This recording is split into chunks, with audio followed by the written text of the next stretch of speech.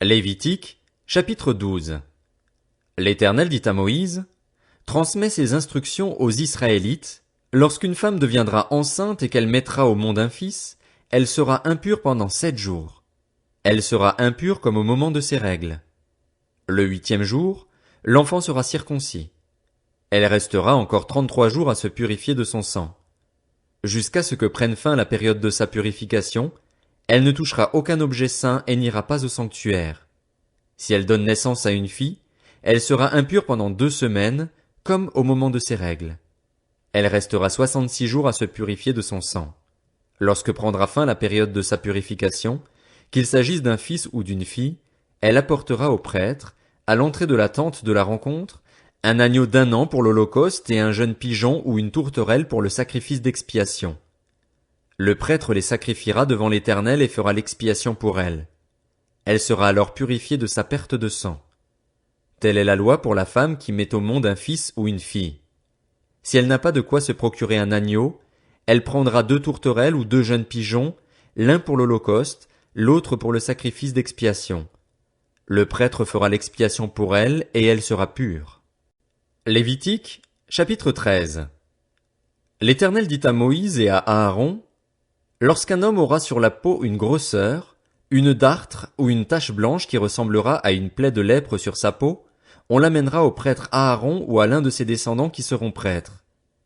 Le prêtre examinera la plaie qui est sur la peau. Si le poil de la plaie est devenu blanc et que la plaie paraisse former un creux dans la peau, c'est une plaie de lèpre. Le prêtre qui aura fait l'examen déclarera cet homme impur. S'il y a sur la peau une tache blanche qui ne paraisse pas former un creux dans la peau et que le poil ne soit pas devenu blanc, le prêtre enfermera pendant 7 jours celui qui a la plaie. Le prêtre l'examinera le 7e jour. Si la plaie lui paraît ne pas avoir fait de progrès et ne pas s'être étendue sur la peau, il l'enfermera une 2e fois pendant 7 jours. Le prêtre l'examinera une 2e fois le 7e jour.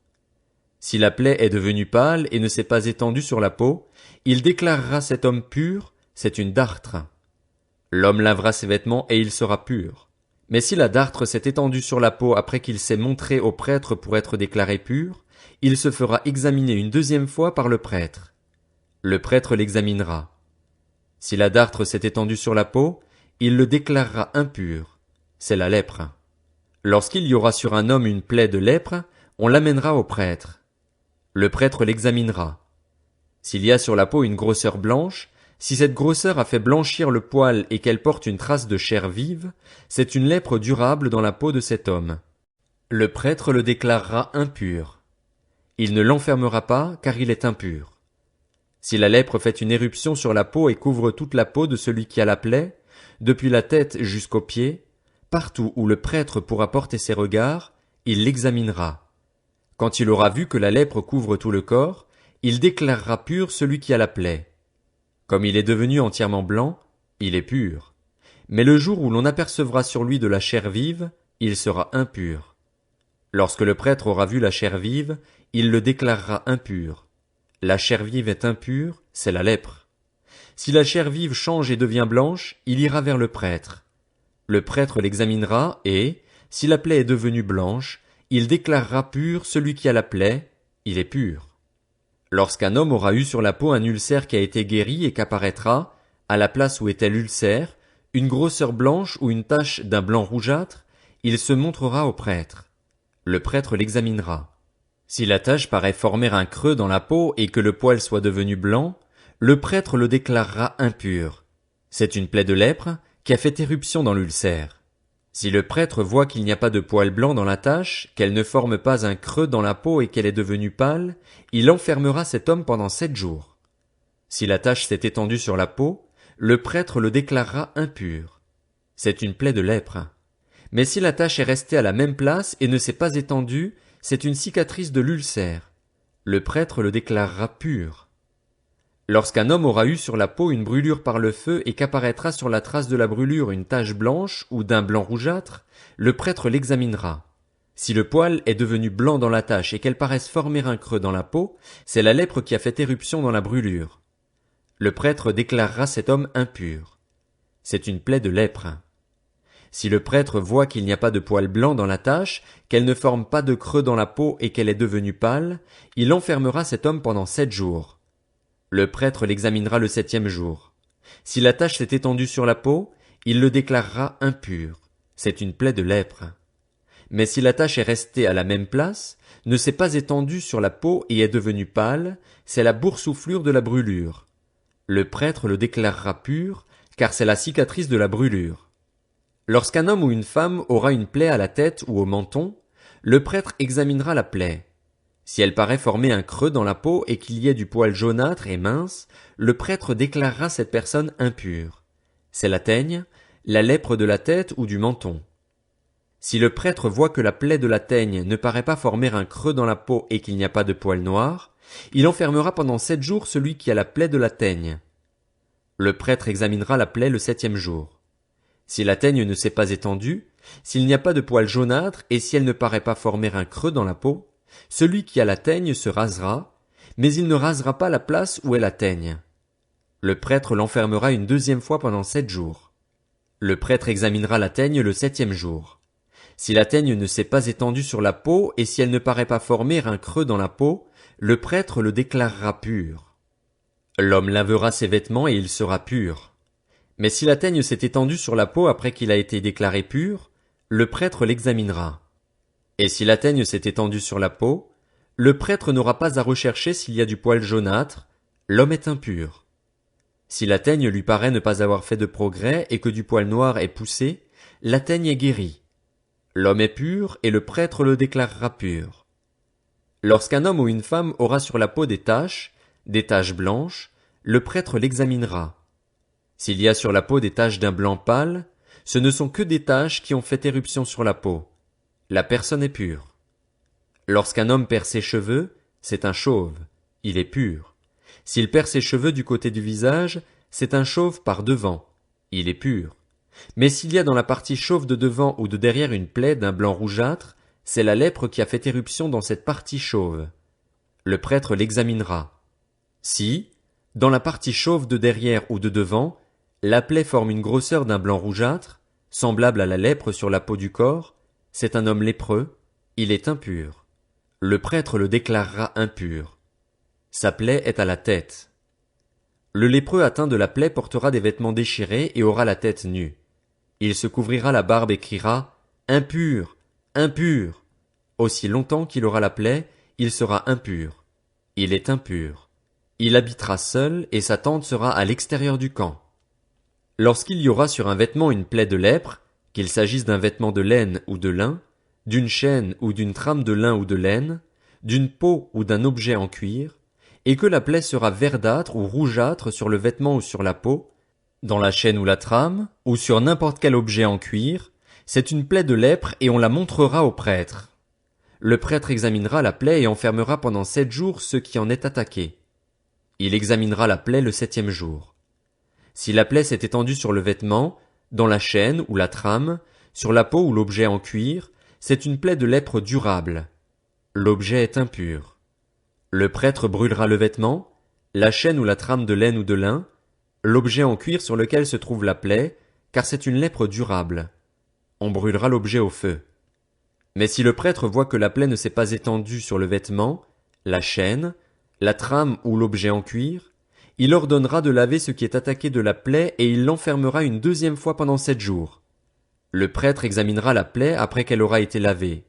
Si la plaie n'a pas changé d'aspect et ne s'est pas étendue, l'objet est impur. On le brûlera au feu. C'est une partie de l'endroit ou de l'envers qui a été rongée. Si le prêtre voit que la plaie est devenue pâle une fois lavée, il l'arrachera du vêtement ou de la peau, de la chaîne ou de la trame. Si elle paraît encore sur le vêtement, la chaîne, la trame ou l'objet en cuir, c'est une éruption de lèpre. On brûlera au feu ce qui est attaqué de la plaie. Le vêtement, la chaîne, la trame ou l'objet en cuir qui a été lavé et d'où la plaie a disparu sera lavé une 2e fois et il sera pur. Telle est la loi sur la plaie de la lèpre, lorsqu'elle attaque les vêtements de laine ou de lin, la chaîne ou la trame, ou n'importe quel objet en cuir. C'est d'après cette loi qu'on les déclarera purs ou impurs. Lévitique, chapitre 14. L'Éternel dit à Moïse, « Voici quelle sera la loi sur le lépreux pour le jour de sa purification. On l'amènera devant le prêtre. Le prêtre sortira du camp et examinera le lépreux. Si le lépreux est guéri de la plaie de la lèpre, le prêtre ordonnera que l'on prenne, pour celui qui doit être purifié, 2 oiseaux vivants et purs, du bois de cèdre, du cramoisi et de l'hysope. Le prêtre ordonnera qu'on égorge l'un des oiseaux sur un vase de terre, sur de l'eau vive.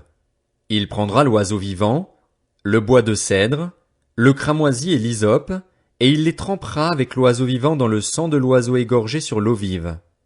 Il fera 7 fois l'aspersion sur celui qui doit être purifié de la lèpre. Puis il le déclarera pur et lâchera l'oiseau vivant dans les champs. Celui qui se purifie lavera ses vêtements, rasera tous ses poils et se baignera dans l'eau. Il sera pur. Ensuite il pourra entrer dans le camp, mais il restera 7 jours à l'extérieur de sa tente. Le 7e jour, il rasera tous ses poils, sa tête, sa barbe, ses sourcils, il rasera tous ses poils. Il lavera ses vêtements et baignera son corps dans l'eau, il sera pur. Le 8e jour, il prendra 2 agneaux sans défaut et une brebis d'1 an sans défaut, une offrande de 6 litres et demi de fleur de farine pétrie à l'huile et 3 décilitres d'huile. Le prêtre qui fait la purification présentera l'homme qui se purifie et tous ses éléments devant l'Éternel, à l'entrée de la tente de la rencontre. Le prêtre prendra l'un des agneaux et l'offrira en sacrifice de culpabilité avec les 3 décilitres d'huile. Il fera avec eux le geste de présentation devant l'Éternel. Il égorgera l'agneau à l'endroit où l'on égorge les victimes expiatoires et les holocaustes, dans le lieu saint. En effet, dans le sacrifice de culpabilité comme dans le sacrifice d'expiation, la victime est pour le prêtre. C'est une chose très sainte. Le prêtre prendra du sang de la victime de culpabilité. Il en mettra sur le lobe de l'oreille droite de celui qui se purifie, sur le pouce de sa main droite et sur le gros orteil de son pied droit. Le prêtre prendra la mesure d'huile et il en versera dans le creux de sa main gauche. Il trempera le doigt de sa main droite dans l'huile qui est dans le creux de sa main gauche, et il fera avec le doigt 7 fois l'aspersion de l'huile devant l'Éternel. Il mettra de l'huile qui lui reste dans la main sur le lobe de l'oreille droite de celui qui se purifie, sur le pouce de sa main droite et sur le gros orteil de son pied droit, par-dessus le sang de la victime de culpabilité. Le prêtre mettra ce qui lui reste d'huile dans la main sur la tête de celui qui se purifie afin de faire l'expiation pour lui devant l'Éternel. Puis il offrira le sacrifice d'expiation, et il fera l'expiation pour celui qui se purifie de sa souillure. Ensuite il égorgera l'holocauste. Il offrira sur l'autel l'holocauste et l'offrande. C'est ainsi que le prêtre fera l'expiation pour cette personne, et elle sera pure. Si la personne est pauvre et ne dispose pas de moyens suffisants, elle prendra un seul agneau, qui sera offert en sacrifice de culpabilité avec le geste de présentation et avec lequel on fera l'expiation pour elle. Elle prendra 2 litres de fleur de farine pétrie à l'huile pour l'offrande et 3 décilitres d'huile. Elle prendra aussi 2 tourterelles ou 2 jeunes pigeons, en fonction de ses moyens, l'un pour le sacrifice d'expiation, l'autre pour l'holocauste. Le 8e jour, elle apportera tous ces éléments au prêtre à l'entrée de la tente de la rencontre, devant l'Éternel, pour sa purification. Le prêtre prendra l'agneau destiné au sacrifice de culpabilité et les 3 décilitres d'huile, et il fera avec eux le geste de présentation devant l'Éternel. Il égorgera l'agneau du sacrifice de culpabilité, prendra du sang de la victime de culpabilité et en mettra sur le lobe de l'oreille droite de celui qui se purifie, sur le pouce de sa main droite et sur le gros orteil de son pied droit. Le prêtre versera de l'huile dans le creux de sa main gauche. Il fera avec le doigt de sa main droite 7 fois l'aspersion de l'huile qui est dans sa main gauche devant l'Éternel. Il mettra de l'huile qui est dans sa main sur le lobe de l'oreille droite de celui qui se purifie, sur le pouce de sa main droite et sur le gros orteil de son pied droit, là où il a mis du sang de la victime de culpabilité. Le prêtre mettra ce qui lui reste d'huile dans la main sur la tête de celui qui se purifie afin de faire l'expiation pour lui devant l'Éternel. Puis il offrira l'une des tourterelles ou l'un des jeunes pigeons que la personne aura pu se procurer, l'un en sacrifice d'expiation, l'autre en holocauste avec l'offrande. C'est ainsi qu'il fera l'expiation devant l'Éternel pour celui qui se purifie. Telle est la loi pour la purification de celui qui a une plaie de lèpre et qui ne dispose pas de moyens suffisants.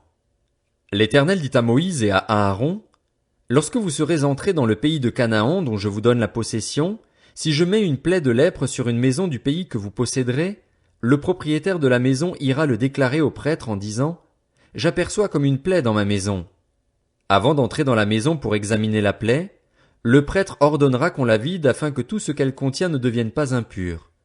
Après cela, il entrera pour examiner la maison. Le prêtre examinera la plaie. S'il voit qu'elle se présente sur les murs de la maison sous forme de cavités verdâtres ou rougeâtres qui font un creux dans le mur, il sortira de la maison et, quand il sera à la porte, il fera fermer la maison pour 7 jours. Il y retournera le 7e jour. S'il voit que la plaie s'est étendue sur les murs de la maison, il ordonnera qu'on enlève les pierres attaquées de la plaie et qu'on les jette à l'extérieur de la ville, dans un endroit impur. Il fera racler tout l'intérieur de la maison et l'on jettera à l'extérieur de la ville, dans un endroit impur, la poussière qu'on aura raclée. On prendra d'autres pierres que l'on mettra à la place des premières, et l'on prendra un autre mortier pour recrépir la maison. Si la plaie apparaît de nouveau dans la maison après qu'on a enlevé les pierres, raclé et recrépi la maison, le prêtre y retournera. S'il voit que la plaie s'est étendue dans la maison, c'est une lèpre durable dans la maison. Elle est impure. On démolira la maison, les pierres, le bois et tout le mortier de la maison. On portera ces éléments à l'extérieur de la ville dans un endroit impur. Si quelqu'un est entré dans la maison pendant toute la période où elle était fermée, il sera impur jusqu'au soir. Si quelqu'un y a couché, il lavera ses vêtements. Si quelqu'un y a mangé, il lavera aussi ses vêtements. Si le prêtre qui est retourné dans la maison voit que la plaie ne s'est pas étendue après que la maison a été recrépie, il déclarera la maison pure, car la plaie est guérie. Il prendra 2 oiseaux, du bois de cèdre, du cramoisi et de l'hysope pour purifier la maison. Il égorgera l'un des oiseaux sur un vase de terre, sur de l'eau vive. Il prendra le bois de cèdre, l'hysope, le cramoisi et l'oiseau vivant, les trempera dans le sang de l'oiseau égorgé et dans l'eau vive et fera 7 fois l'aspersion sur la maison. Il purifiera la maison avec le sang de l'oiseau, l'eau vive, l'oiseau vivant, le bois de cèdre, l'hysope et le cramoisi. Il lâchera l'oiseau vivant à l'extérieur de la ville, dans les champs. C'est ainsi qu'il fera l'expiation pour la maison et elle sera pure. Telle est la loi pour toute plaie de lèpre et pour la teigne, pour la lèpre des vêtements et des maisons, pour les grosseurs, les dartres et les taches. Elle enseigne quand une chose est impure et quand elle est pure. Telle est la loi sur la lèpre.